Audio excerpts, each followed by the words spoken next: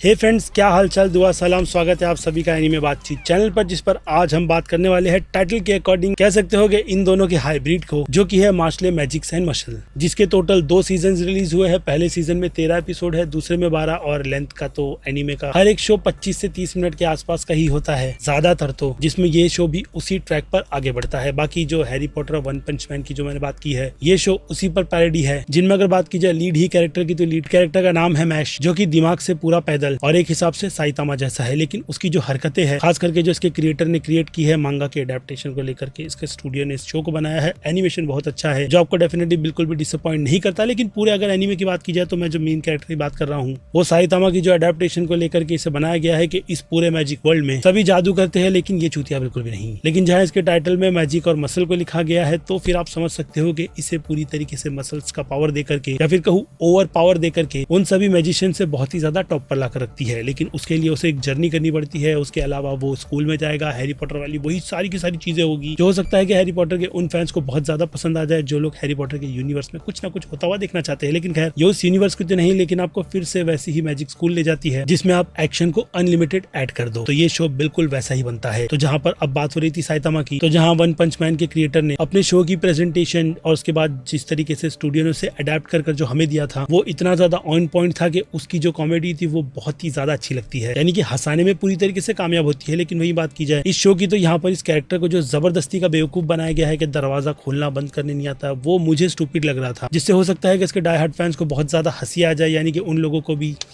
जिन्हें हर शो मक्खन लगा करके उनके क्रिएटर की तरफ से प्रोवाइड कर दिया जाता है, क्योंकि उन्हें तो सिर्फ बैंड वैगन में चढ़ करके उन चीजों का अच्छा बोलना है जो उनके क्रिएटर उनके लिए अच्छा बोल रही है। ऊपर से ऐसी मेजोरिटी ऑडियंस को कुछ समझ में नहीं आता, क्योंकि ज्यादातर तो वो लोग अपना काम, यानी कि एनीमे को समझने का काम एक्सप्लेन वीडियो देख करके कर लेते हैं। और फिर क्या, बैंड वैगन पर चढ़ करके वो लोग भी एक कम्युनिटी के अंदर आ जाते हैं और बोलते हैं कि भाई ये शो भाई ओपी है, ये है, और फिर तुमने कुछ बोला तो फिर आ जाएंगे ज्ञान की ऐसी सुनामी लेकर के, जिसमें वो आपको डुबा करके मारना चाहेंगे। लेकिन ज्ञान चौधरी को मैं कहूंगा कि अगर शो बेकार है तो उसे खुल करके बोलो, और अगर शो मिड है तो उस पर भी कहो, जिसमें मेरी नजर में ये शो सिवाय मिड के और कुछ नहीं। अब ऐसा होगा कि हाँ मिड बोल दिया भाई, फिर से बैंड बजाई जाएगी। खैर, मेरी नजर में अगर शो मिड है तो मैं इसे मिड ही कहूंगा, जिसे आप अपने वो कहते हैं ना कि बिल्कुल खाली समय में बैठ करके आराम से देखो। जब भी कहूंगा कि आपको अगर चिल करने के हिसाब से देखना है, तो यानी कि एक टाइम पास सा शो है, जिसे अगर काफी ज्यादा ओवर सेल किया जाएगा तो कोट करना बनता है। और फिर लीड कैरेक्टर से हटकर बाकी दूसरे कैरेक्टर्स की बात की जाए, तो स्कूल में एक से एक कैरेक्टर, कुछ जो मैश के ग्रुप के हैं वो उसके साथ में बहुत ही अच्छी दोस्ती निभाते हैं, तो कुछ उसके अगेंस्ट है और कुछ चाहते हैं कि वो उनकी टीम में आ जाए। लेकिन अब मैश अपने डिसीजन पर अड़ा हुआ रहता है। इसके अलावा वो एक पॉफ जैसी कुछ चीजें होती है वो खाता है, उसके लिए वो जान देता है, वो 24 घंटे वही चीजें खाता रहता है। और अगर उसे लेकर के किसी ने भी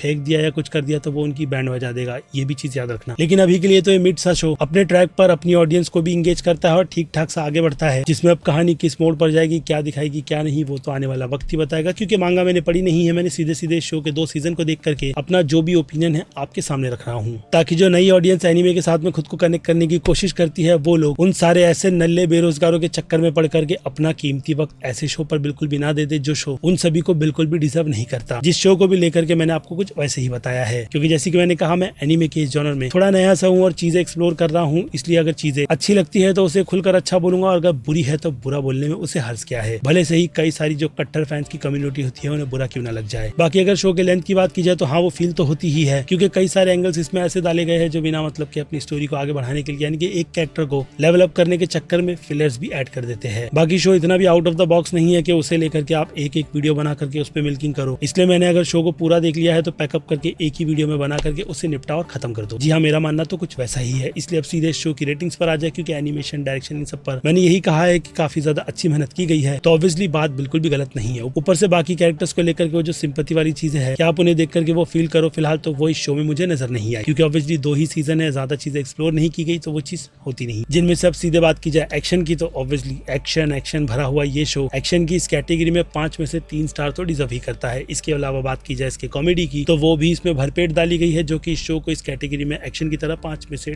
3 स्टार की रेटिंग दे देगी। और फिर बात की जाए ड्रामा की, तो ड्रामा इस शो के लिए 2.5 स्टार से ज्यादा की रेटिंग डिजर्व नहीं करता। और वही बात की जाए इस शो के सस्पेंस की, तो फिलहाल तो बस एक ही लीड कैरेक्टर को लेकर के वही एक सस्पेंस बना हुआ है, बाकी आगे की चीजें और शो की जो भी पेस बढ़ती रहती है वो बहुत ही ज्यादा प्रेडिक्टेबल है, जिसे ध्यान में रखकर सस्पेंस की इस कैटेगरी में मैं इस शो को 5 उसमें से आधे स्टार से ज्यादा की रेटिंग नहीं दूंगा। जिसके बाद हॉरर और थ्रिल की बात की जाए तो भाई साहब वो तो मुझे फील नहीं हुआ, इसलिए मेरी नजर में ये कैटेगरी सस्पेंस की तरह आधे स्टार ही डिजर्व करती है। जिससे आगे बढ़कर अगर बात की जाए मास ऑडियंस की, तो हाँ, मास ऑडियंस की नजर में ये शो एक अच्छा सा टाइम पास सा शो है, जिसे वो लोग डेफिनेटली देख करके अच्छा ही कहेंगे। जिस हिसाब से उनकी नजर में ये शो कहीं ना कहीं A- की कैटेगरी डिजर्व करता है। तो वहीं बात की जाए क्रिटिक्स की, तो क्रिटिक्स की नजरों में भी एक एवरेज सा शो है, जिसे वो लोग B+ की कैटेगरी में रखेंगे। और बात की जाए मेरी, तो जैसे कि मैंने कहा, इस तरीके के एनीमे मेरी टेस्ट की कैटेगरी के बिल्कुल ही बाहर निकल कर आते हैं। और ऐसे शो पर अगर मैं अपना टाइम दे रहा हूँ तो मुझे पता है कि मैं ऑडियंस के लिए क्या देख करके उन्हें क्या रिव्यू कर बताऊंगा। इसलिए मेरी नजर में ये शो B से ज्यादा खास की रेटिंग डिजर्व नहीं करता, जिस पर मैंने अपना, जैसे कि मैंने कहा, ऑनेस्ट ओपिनियन दिया है। बाकी आपकी राय आप मुझे इस एनीमे से रिलेटेड कमेंट सेक्शन में लिख करके बताना। बाकी मैं हूं अजीज, एनीमे बातचीत चैनल लाइक शेयर सब्सक्राइब भूलना मत। मिलूंगा जल्दी दूसरी किसी वीडियो में। Till then